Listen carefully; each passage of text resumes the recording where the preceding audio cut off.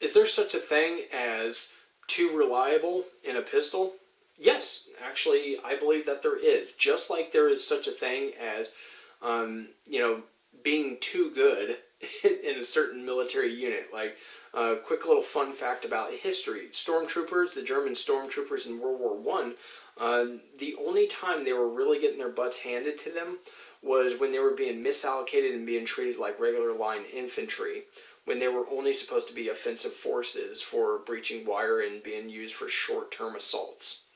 So, with that being said, you could think of like HK-USPs as being like the stormtrooper units, and P-30 as well, and these guys being like regular infantry. Um, you try to give these guys the task of these ones, and it's not going to go over that well. These have a different purpose to them. So, I'm going to go ahead and break this down. These guns really fit as good stash guns, in my opinion, and in my uses, actually. So that's why they're kind of here as props. These would be what I would consider stash guns. Like, so you would have different areas around the house that you might stash a firearm for security in. So maybe you have somewhere under the couch, or maybe you have a magnet under a desk, and you stash one of these under there for quick draw. If you're in a room, you have a gun in there that you can get to. All right. So let's just say that's the case.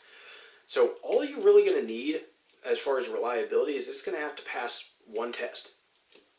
200 rounds, or maybe even 100 if you want to be cheap, and of whatever carry ammo or whatever defense ammo. That's all it's going to need to be able to do.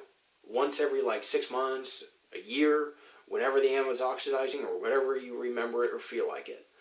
Now, the more you use it, the less reliable a gun is going to be, and the more demand you're going to have on its reliability.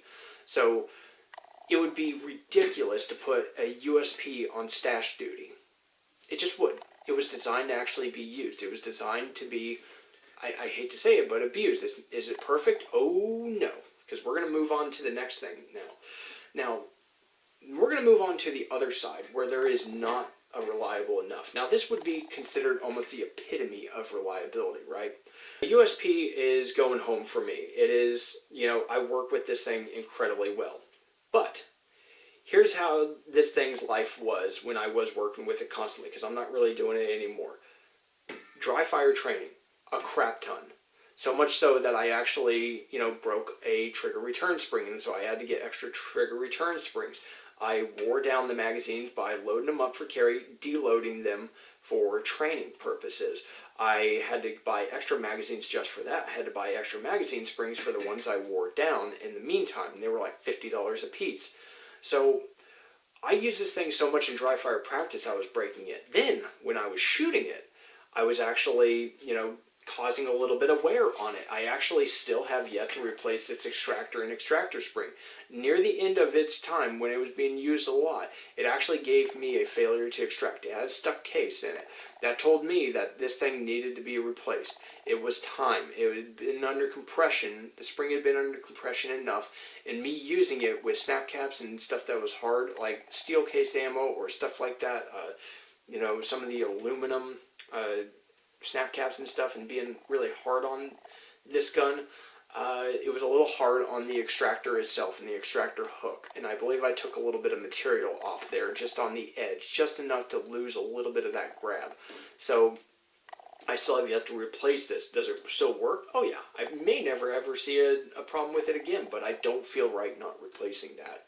So is there such a thing as a reliable enough gun if you're actually going to use it and you're going to dedicate yourself to it? I don't think one really exists, but there are guns that are going to give you a little less problems. Now, it depends on the kind of training you're mostly leaning on.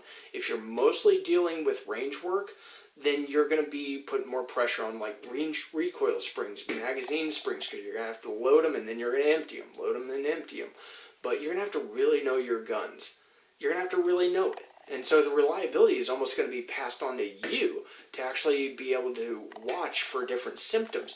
This magazine spring is going to get a little bit, easier to push down. This one is a fresh spring, so it's not as easy to push down.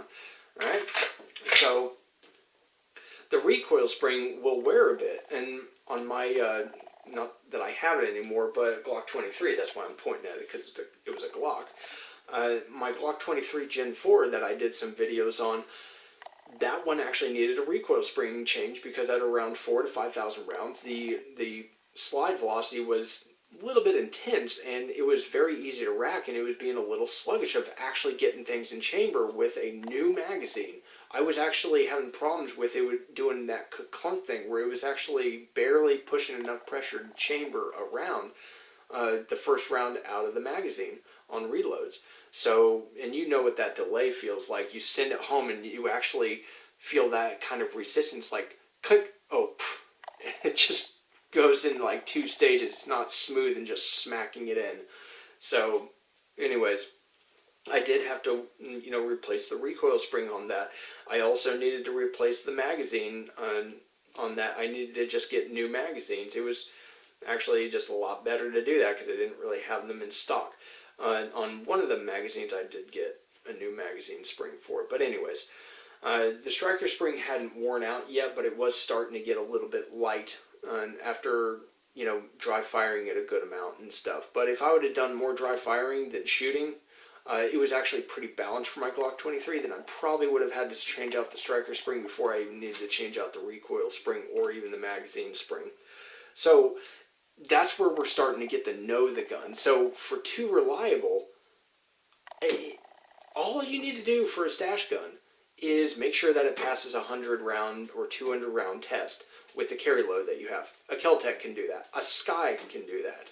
I've done it with those pistols, and they work out just fine. So, yeah, if you want a gun that's like this, that's a brand name gun or whatever, get a police trade-in. And it can be a few $100, maybe a couple $100. Like this one was a couple $100, and so was this. Back before things went ape, went full ape. But, getting something like this for a stash gun, that is absolutely ridiculous. That is too reliable for that purpose. And it's not even the same thing. It's a misallocation of a good resource. So, it is what it is. But let me know what you think about this in the comments below. Am I completely off my rocker?